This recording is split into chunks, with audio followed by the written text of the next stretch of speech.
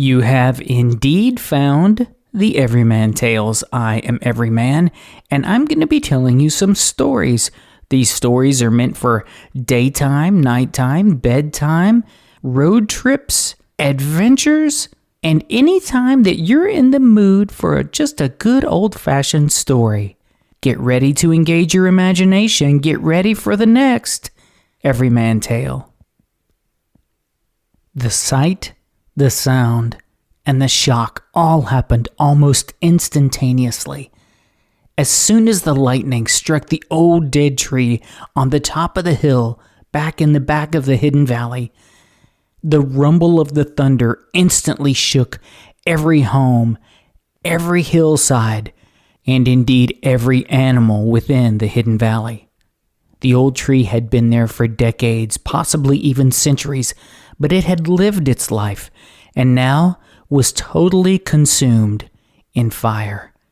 The thunder that the animals had been hearing for days leading up to one of the greatest storms in the history of the Hidden Valley had finally arrived. Lightning began to strike. Thunder shook the entire Hidden Valley. The homes and windows would rattle. And as the wind swept down the valley, each tree was leaning almost as far as it could without breaking. And indeed, some actually did. The snaps and the cracks of the tree limbs loosening themselves from the trees and crashing to the ground had all of the human residents packing their bags. For days, the animals had seen the humans packing up their bags, putting pieces of wood over their windows, and leaving the hidden valley. They had no idea what this meant, but the coyotes knew. They were headed up the valley, beyond the dead tree, into the wilderness to try to hunt. They didn't know what was coming, but they got the sense that they would need food instantly. The deer had felt the rumbling coming for days, had heard it in the far distance. There had been many flashes in the sky, but never one that shook their very being so closely, so much so that it made them throw their tails up in nervousness and fear and run down the valley, away from the explosion, toward the waterfall, down the human road, out of the hidden valley.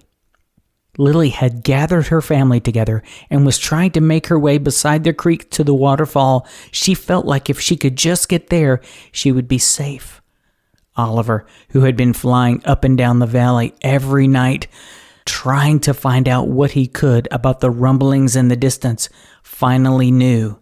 As soon as he saw and felt the tree explode, he knew what needed to be done. Oliver, the mighty, majestic, barred owl, flew down the valley at a high enough altitude where he knew he would be heard, and let out the most piercing and alert call he had ever made.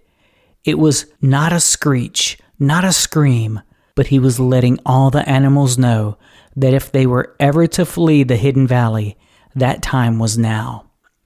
Tanya waited as long as she possibly could, but then when she saw that the tree had not only exploded, but that the fire from the tree had spread to the entire end of the hidden valley and was making its way towards her and her herd, she followed them, sprinting full speed down the valley, past the waterfall, out of the hidden valley, jumping across the creek and up the hill on the other side.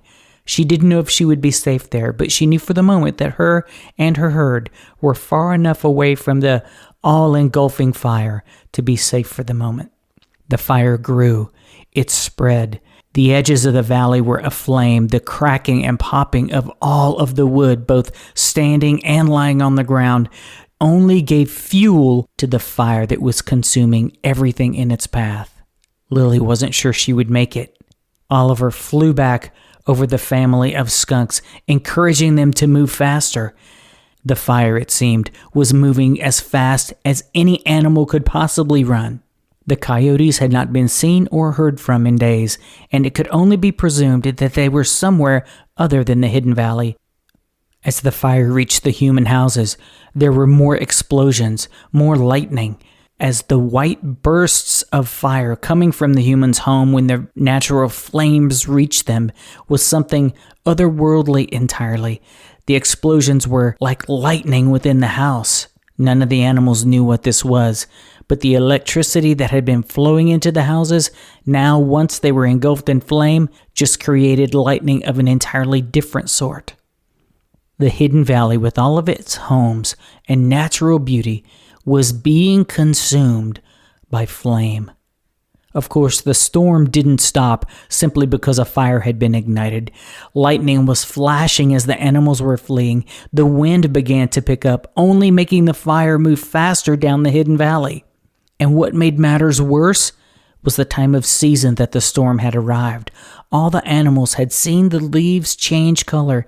They knew that the ground was covered with plenty of fuel, and it was exactly what was helping the fire to spread. Fear had consumed the animals at different times for different reasons, but nothing like this. Their home was being destroyed, and they didn't know what to do. Lily and Oliver were making their way down the valley as fast as they could, along with all kinds of other animals. Whatever would get them away from the fire. They reached a point in the creek where they had come to the waterfall. They didn't know what to do. Lily felt like she should go under the waterfall into the cave to the right of the waterfall and get as far inside as she could. Oliver felt the same thing. He flew down, swooped into the canyon beneath the waterfall, and flew into the cave as far back as he could see, and then rested on top of a pointed rock. From deep inside the cave, he began his call. Woo-hoo, woo-hoo, woo-hoo, as loud as he could, and it was as if his very voice was in a megaphone. That is what the cave created. Every animal within miles could hear this magnificent sound coming from the cave, and that is where they all gathered. Lily and her family. Even Tanya and the deer heard and came to the cave. There were raccoons, possums, field mice by the dozens, snakes, woodpeckers, and even eventually a mother bear and her bear cub made their way to an isolated corner of the cave. The roar became unbearable. The smoke was blowing past the front of the cave. Everything in the valley was being consumed, and no one knew what had happened to Gus. Gus the groundhog, somewhere, was in the hidden valley. No one knew if he made it out alive, but they did know he was not in their cave. The fire raged for hours, all through the night, even into the next day. The fire around them, the trees, they smelled the smoke, but they were so far back in the caves that the flame never reached them. They even felt the heat as it passed by. And finally, the sun came out. By the afternoon of the following day, they could see through the smoke, but they weren't sure about coming out. The animals waited. They came out of the cave. Oliver flew high into the sky and was devastated by what he saw. The luscious, green, beautiful hidden valley was a canyon of blackness and ash. Every home, every tree, everything within eyesight had burned to the ground. Oliver and all the animals wondered to themselves, was this the end of the hidden valley? Well, I guess you'll just have to tune in next time to find out, won't you? Thank you for listening to the Everyman Tales. This, of course, is Everyman, and it seems like a very horrible thing that's happened to the hidden valley. But alas, I'll give you a little hint for our next story. Not all hope is lost in the hidden valley. Again, thank you for tuning in. You can find me, by the way, on a wide variety of podcast apps. Google Podcasts, of course, the Podbean app where I'm hosted here, Amazon Music, Audible, TuneIn, and Alexa, iHeartRadio, Player FM, Listen Notes, Podchaser, Boomplay, and more. I have a Facebook page that you just need to look for, the Everyman Tales podcast, and you can like me there. Also, here on Podbean, I encourage you to follow me so you don't miss what happens next within the Everyman Tales. And encourage your friends to tune in.